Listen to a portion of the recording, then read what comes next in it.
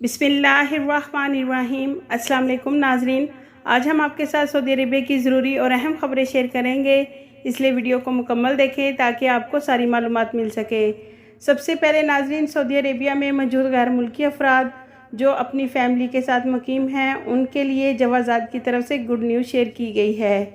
नाजरीन, जवाज़ात की तरफ से कहा गया है कि दोनों वालिदैन सऊदी अरेबिया में मुलाजमत की वजह से मुकीम हैं, तो वो अपनी फ़ैमिली के दीगर मेंबरान को सऊदी अरेबिया के विज़िट वीज़े पर बुलाकर उनके अकामे जारी करवा सकते हैं।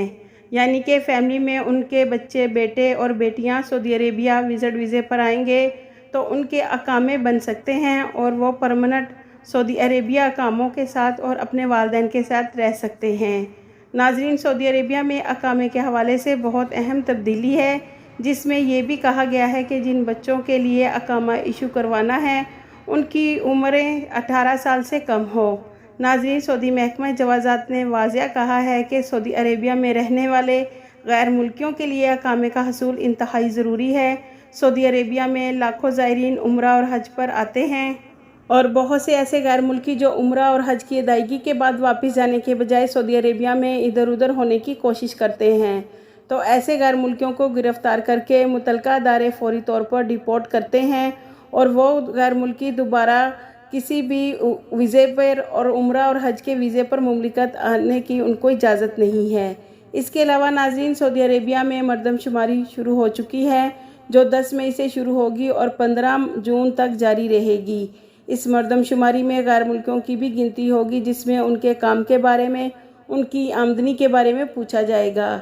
नाजरीन, एक और ख़बर के मुताबिक जद्दा पुलिस ने एक गैर मुल्की को गिरफ़्तार किया है जो बहुत बड़ा फ्रॉड करता था। वो लोगों को बुलाकर एक बाकायदा हॉल में मीटिंग करता था और लोगों से ये कहता था कि सऊदी गवर्नमेंट की तरफ से नया प्रोजेक्ट आने वाला है और नया कानून नाफिज होने वाला है, जिसमें सऊदी गवर्नमेंट मुमलिकत में मुकीम गैर कानूनी तारकिन को स्पेशली सर्विस दी जाएगी। यानी कि गैर कानूनी तारकिन का अगर अकामा नहीं है तो अकामा बनाकर दिया जाएगा या फिर गैर मुल्कियों को नेशनलिटी दी जाएगी।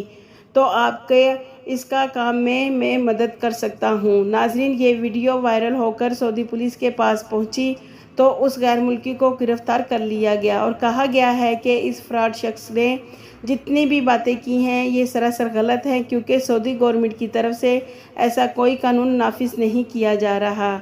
इसके अलावा सऊदी अरेबिया में कोरोना की बात की जाए तो 11 तारीख की रिपोर्ट के मुताबिक 642 केसेस रिकॉर्ड पर आए हैं।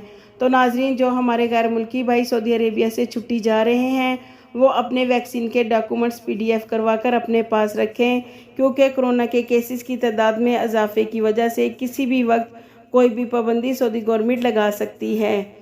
नाजरीन, एक और ख़बर में, सऊदी अरेबिया में उम्रा सीज़न ख़त्म हो रहा है। 31 मई से उम्रा वीज़ा बंद कर दिया जाएगा, यानी कि उम्रा सिर्फ 31 मई तक इशू होगा।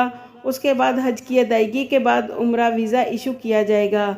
नाजरीन, सऊदी अरेबिया की अरामको कंपनी दुनिया की सबसे बड़ी कंपनी बन चुकी है। इससे पहले एप्पल कंपनी नंबर 1 पर थी, लेकिन तेल की कीमतों में इजाफे की वजह से अरामको कंपनी दुनिया की नंबर 1 कंपनी बन चुकी है।